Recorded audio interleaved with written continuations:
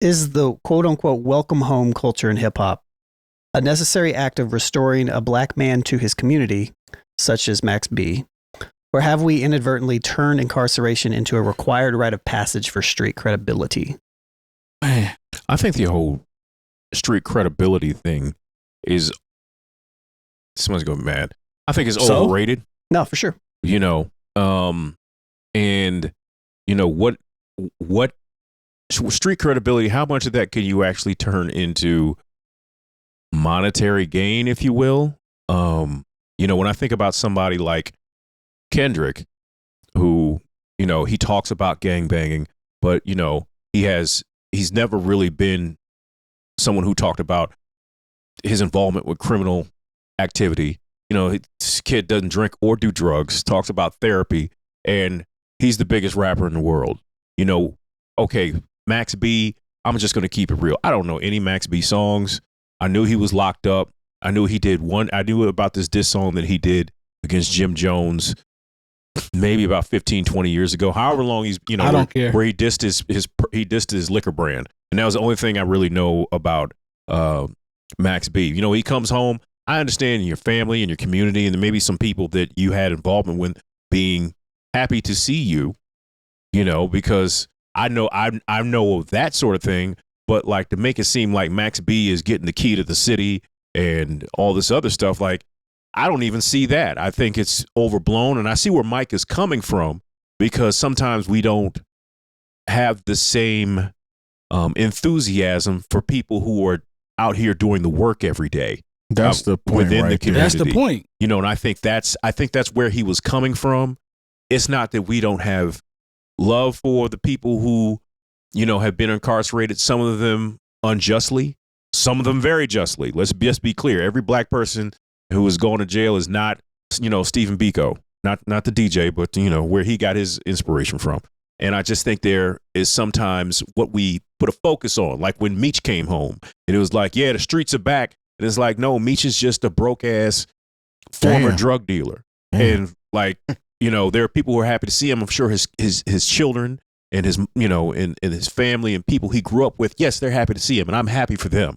But he is a convicted drug dealer. A lot of people died behind the shit he was doing out here. I know you see the parties and you saw the documentary and the show, but what he did was up. Yeah. So I can speak from kind of your angle and kind of overstanding the whole situation. So like, I understand the whole glorifying a criminal and that being wrong and them coming home from prison and celebrating it. I think it should be celebrated, but it depends on from under what circumstances. Like we're not praising somebody that came home from jail that did some real fucked up shit. Like if you were selling some stuff to get by because of your social constructs, I understand that you were trying to make a way for your family or whatnot. But I think that the point here is not to glorify making prison somewhere to go and then you being celebrated when you come back to kids. Like your graduation. Right. I don't think you should. I think it's more so the image that we're portraying to children that if you go to prison, they're going to celebrate you when you come home versus if you actually, you know what I'm saying, lock in and do what you got to do to make it out of here with your mind because you know how to read and do math and science and things of that nature. You were able to do that on your own. That should be celebrated as well. I don't feel like that the image that we're giving to the youth is the correct image by always propping people up from coming home from prison and them not seeing somebody propping somebody up that just got a degree from you know what I'm saying, a college and now they're an engineer. They should be celebrated the same way. Man, shit, don't nobody read more than a nigga that was in prison. Come on. Let me tell you that for a first, because I remember, man, I had people come out, man, behold the pale white horse. I was just about to say that. I always want to tell you about Machiavelli. Yeah. Machiavelli, rather. Yeah. And also, I didn't mean James Biko. I meant Stephen Biko, the South African I think that's activist. what you said. Yeah. Yeah. James Biko is my friend from St. Louis. Yeah. Yeah. Go ahead. Shouts to DJ Needles. Yes. But yeah, with that being said, man, I don't think Mike's wrong, man. You know what I mean? Like, it's just how it is given to the public. You know what I mean? Like, Max B came home. He got a chain. He was right there on the motherfucking 50-yard line at the Jets game. He's in every rapper's stories. You know what I mean? So, but I will say these Max B is probably genuinely these people's friend. And they have gone 10 to 15 years without seeing their mans. You know what I mean? So my man's is home. I'm happy that my man's is home. I ate off his wave. Yeah, you know what I mean? So it is what it is. I understand people happy to see their friend come back home and integrate it back into society. But the act that got him into prison, hell, I don't even know what the nigga was in jail for. He was an accessory to murder. Yeah. Oh, I swear to you, bro. I don't know the specifics at all. God bless. Yeah. Yeah. That's what I'm saying. It depends on the charge. Like there's certain things that you go to jail for, and I really could give two shits about you. Like you did something to some kids, some old people, took out a whole family. Ain't nothing about free you, free this, free that. If you were doing something to survive, that may not have been lawfully abiding. I understand that. You did something that you felt or deemed necessary. I understand all of that. If you just out killing and robbing people, I'm cool. You know what I'm saying? I don't have to give you any P's because you went to jail and you did your bid. Okay, good for you. There are some people that go in that did those type of crimes and come out and are exceptional in society because they were able to, you know what I'm saying, take the time to actually be reconditioned and learn that shit wasn't right. And I'm definitely going to stand on business when I get out and make my mama proud because she hasn't been proud of me. I've been incarcerated. I'm going to make everybody proud of me. They take that chance and make something out of it. But like people that are just career offenders and every time they come home you celebrate them, that's some bullshit. To B's point about people being excited to see the homies. Understandable. You should be. That makes sense. You want to see your guys that they've been put away, right? Mm-hmm. So that's cool. But I think one thing that I've noticed is, we're going to use Max B as an example. It goes to the part about the hip hop culture and how we look at things. All of it is being covered 24/7. Mm-hmm. You can't turn from it. Like I saw fam walking into a jewelry store or something, and all you see is 10 people watching him like this. Everybody's recording it, pushing. He's home. He's home. So that only heightens, you know what I'm saying? Like the image that we're talking about, because it's everywhere. You can see it on Instagram. You're going to see it on Twitter. You're going to see it on YouTube. You're going to see it wherever podcasts talking about it. So that's the part that's alarming to me. It's like, if you just sit back and look, he's 100% being celebrated across the culture. Mm-hmm. He's being celebrated for just coming out of jail. And but young men, that can be very dangerous. Don't take anything from this other than the fact he was already somewhat famous before he went in to a certain group of people in his geographic area.